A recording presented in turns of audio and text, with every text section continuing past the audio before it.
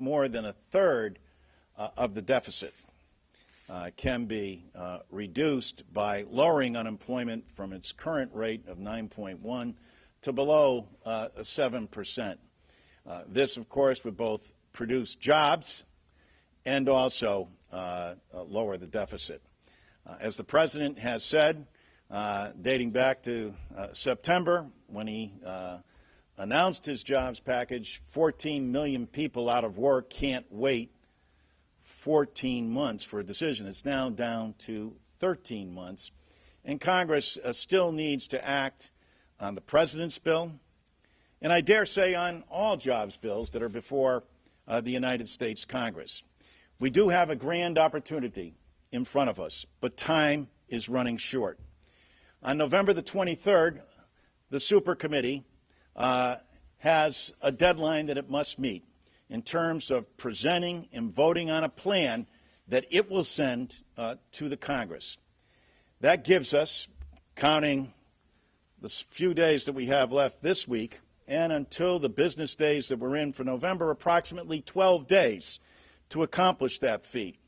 And if you look at the business calendar after November 23rd, we have 8 business days until to accomplish the goal of passing something before the December 23rd deadline. Obviously, there is a strong constraint of time, but a great opportunity here.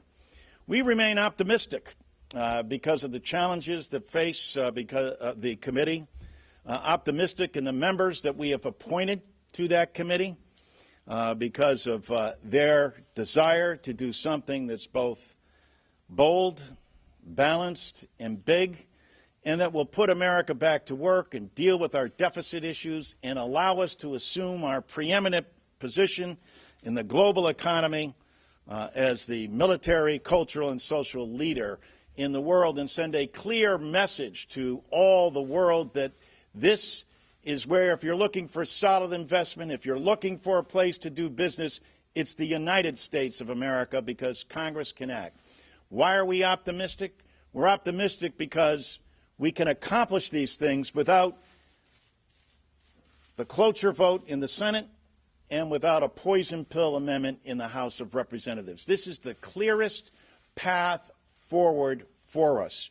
And so we recognize that this is a lot of responsibility that is on the shoulders of 12 people, but those 12 people are joined by members of Congress who understand the importance of their success. We witnessed before we broke, people, when I was back home in my district, were saying, how could this possibly be that the vote was 51-49 and it lost? No third grader in this country understands a process vote called cloture in the United States Senate that would deny the majority will of people to put them back to work and pass the President's jobs bill.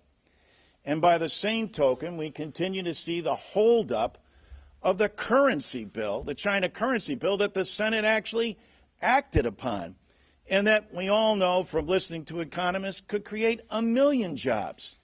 So it's under those circumstances, and perhaps it is so, that the bodies are so polarized that they can't take action as they should, rightfully so.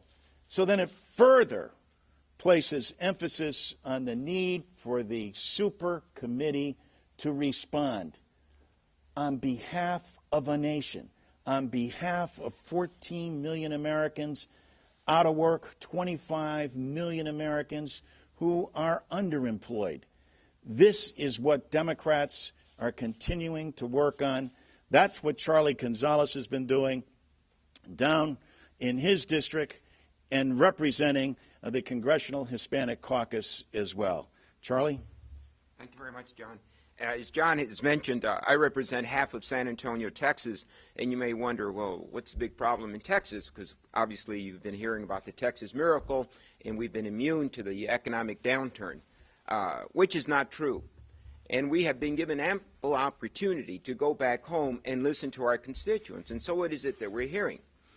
Well, there's no real Texas miracle taking place. Everything is relative, and we may be in a better position than other parts of this country. But the truth is, Texas suffers the highest unemployment rate in the past 24 years. San Antonio, Texas suffers the highest unemployment rate in the last 21 years. So no one is free from, obviously, the detrimental effects of the downturn in our economy. So what am I hearing when I go back home? You're not listening to us, Charlie. Washington is not listening to us. So, of course, I get defensive and I say, well, I'm listening, but it's the other side that's not listening. Well, guess what? The constituents in the 20th District of Texas don't want the big political debate going on in my discussions with them. They want answers. So when I tell them what the jobs bill would provide, they simply say, well, then why aren't you moving on it?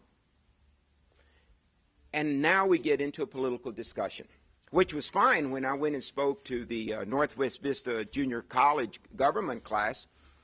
But it's not fine when I'm out there in the street or a restaurant and someone approaches me. It's not fine when I'm talking to the Chamber of Commerce. It's not fine when I'm talking to a small business owner who is being challenged.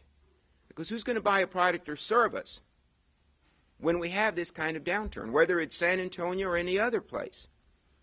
So the discussion has to be, but I have to explain, as John just went over, we're not in charge in the House.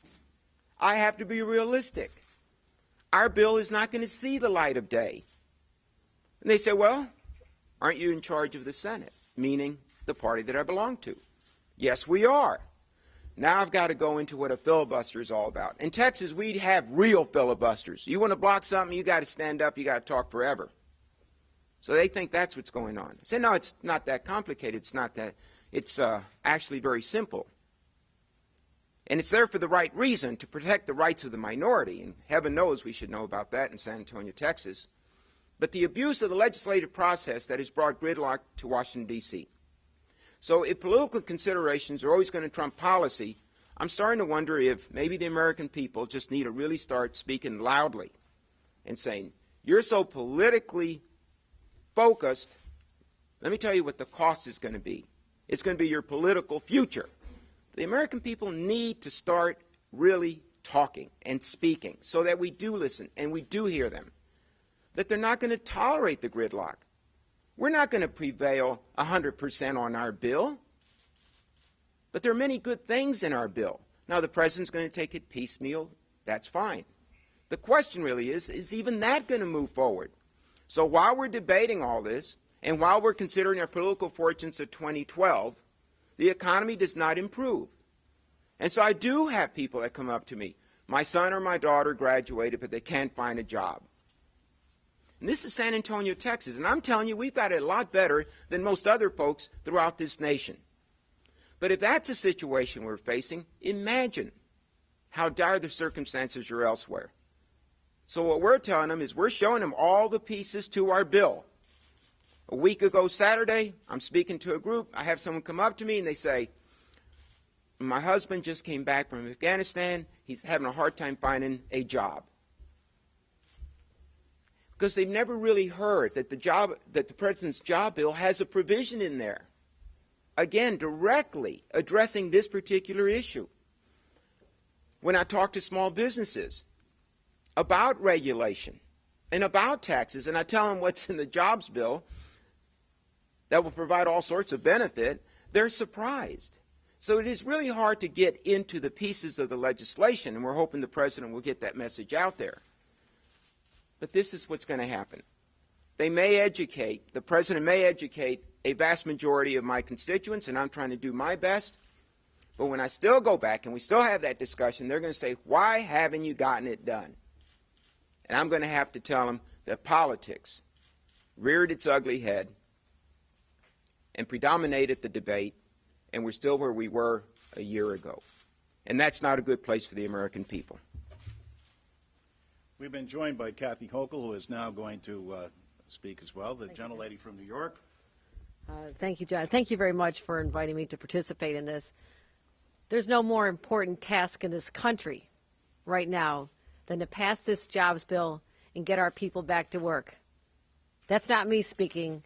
Those are the constituents in a Republican-leaning district that I was just very fortunate to win an election in just this past spring. So I view part of my responsibilities is to spend as little time here in Washington as I can and get back out there in the district as I did this past week, listening to people, conducting town hall meetings. And after 7 town hall meetings, the number one issue I took away was jobs. Number 2 was, why can't y'all just get along? And I've decided I'm going to start a caucus called the Why Can't We All Just Get Along Caucus, because that's what people want us to do. And if I'm one person alone, I'll sit there and have a beer by myself. But that's what's going on in this country. People want us to get along because the president has put forward a very thoughtful plan.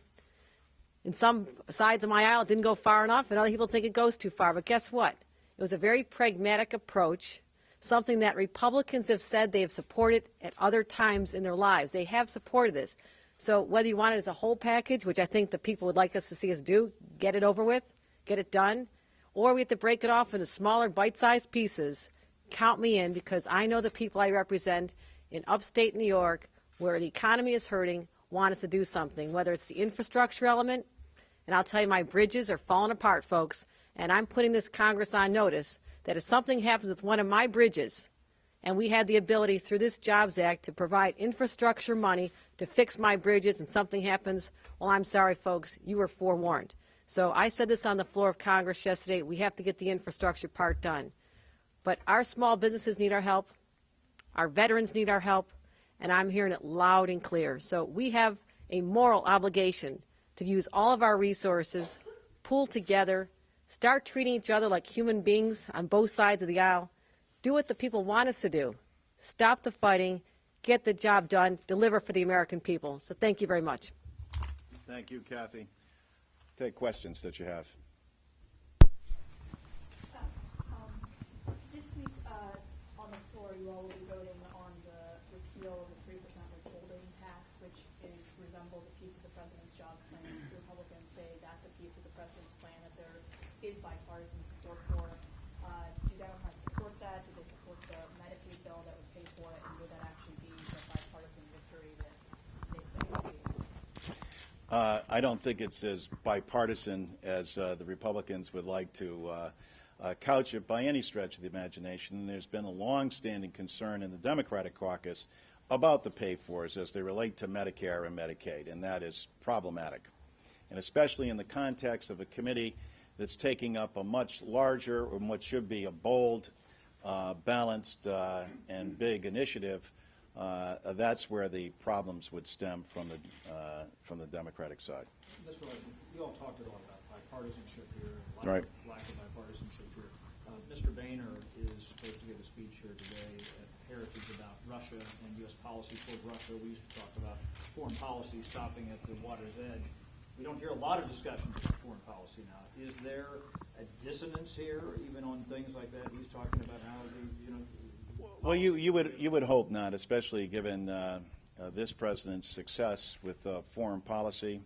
When you look at what this administration has been able to accomplish, when you can see what is tantamount to the reversal of the policies of the previous administration after inheriting 2 wars in Iraq and Afghanistan, and reversing what amounts to the policies of preemption and unilateralism, and in fact doing almost the opposite, as most recently noted in Libya and with the capture and death of Gaddafi, underscoring without a single loss of American life, but with having the rest of the world pull together to assist this nation, and with America playing a role, but a role that encouraged NATO, and in fact, in a very positive way also, countries of the Arab League joining in with us, demonstrates the kind of policy that we need to have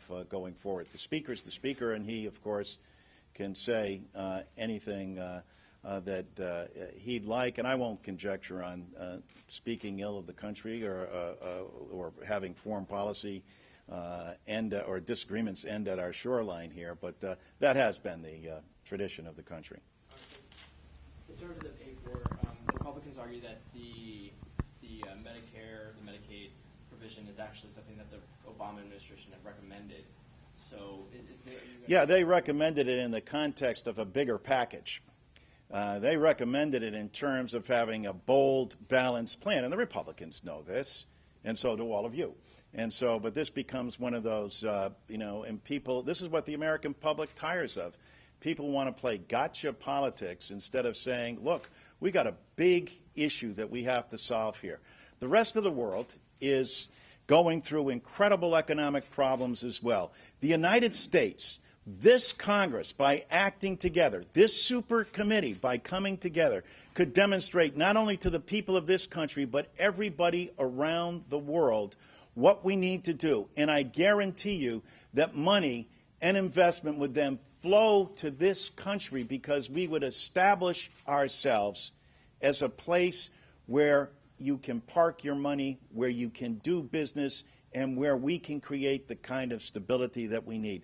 My constituents have said, and this, I'll never forget this lady's statement when she said, I wonder if Congress understands the dark abyss of uncertainty that all of us are in.